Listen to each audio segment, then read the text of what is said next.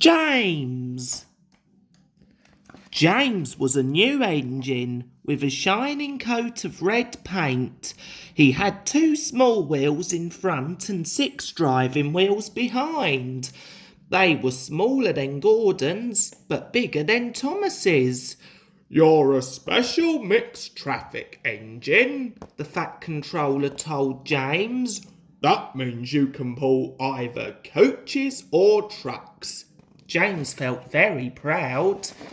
The Fat Controller told James that today he was to help Edward pull coaches. "You need to be careful with coaches," said Edward. "They don't like getting bumped. If you bump them, they'll get cross." But James was thinking about his shiny red coat and wasn't really listening. James and Edward took the coaches to the platform. A group of boys came over to admire James. "I really am a splendid engine," thought James, and he let out a great whoosh of steam.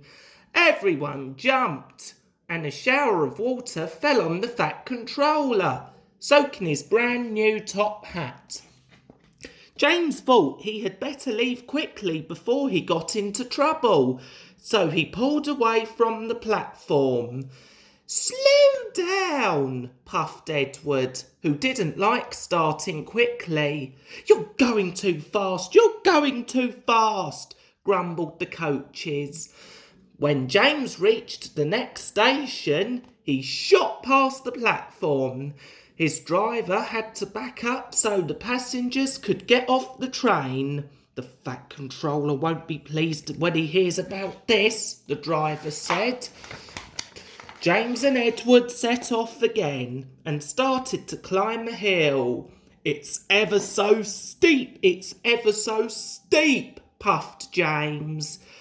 At last they got to the top and pulled into the next station. James was panting so much that he got hiccups and frightened an old lady who dropped all her parcels. "Oh dear, the Fat Controller will be even crosser now," thought James. The next morning, the Fat Controller spoke to James very sternly. "If you don't learn to behave better, I shall take away your red coat and paint you blue," he warned. "Now run along and fetch your coaches."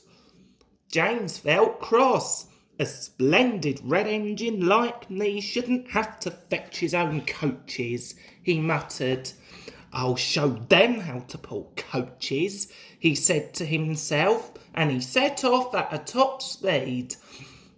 The coaches groaned and protested as they bumped along, but James wouldn't slow down. At last, the coaches had had enough. "We're going to stop, we're going to stop," they cried, and try as he might, James found himself going slower and slower. The driver halted the train and got out. "There's a leak in the pipe," he said. "You were bumping the coaches hard enough to make a leak in anything." The guard made all the passengers get out of the train. "You, sir, please give me your bootlace," he said to one of them. "No, I shan't," said the passenger. "Well then, we shall just have to stop where we are," said the guard. So the man agreed to give his bootlace to the guard. The guard used the lace to tie a pad of newspapers round the hole to stop the leak. Now James was able to pull the train again, but he knew he was going to be in real trouble with the Fat Controller this time. When James got back, the Fat Controller was very angry with him indeed.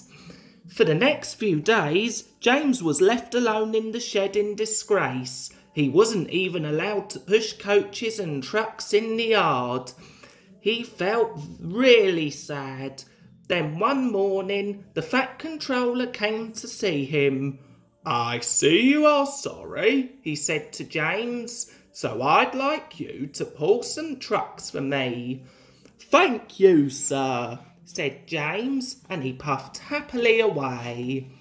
"Here are your trucks, James," said a little engine. "Have you got some bootlaces ready?" And he chuffed off, laughing rudely. "Oh, oh, oh," said the trucks as James backed down on them. "We want a proper engine, not a red monster." James took no notice, but pulled the screeching trucks out of the yard. James started to heave the trucks up the hill, puffing and panting, but halfway up, the last 10 trucks broke away and rolled back down again. James's driver shut off steam. "We'll have to go back and get them," he said to James. James backed carefully down the hill to collect the trucks. Then with a peep peep, he was off again. "I can do it! I can do it!" he puffed. Then, "I've done it! I've done it!" he panted as he climbed over the top. When James got back to the station, the Fat Controller was very pleased with him. "You've made the most troublesome trucks on the line behave," he said. "After that, you deserve to keep your red coat." James was really happy. He knew he was going to enjoy working on the Fat Controller's railway.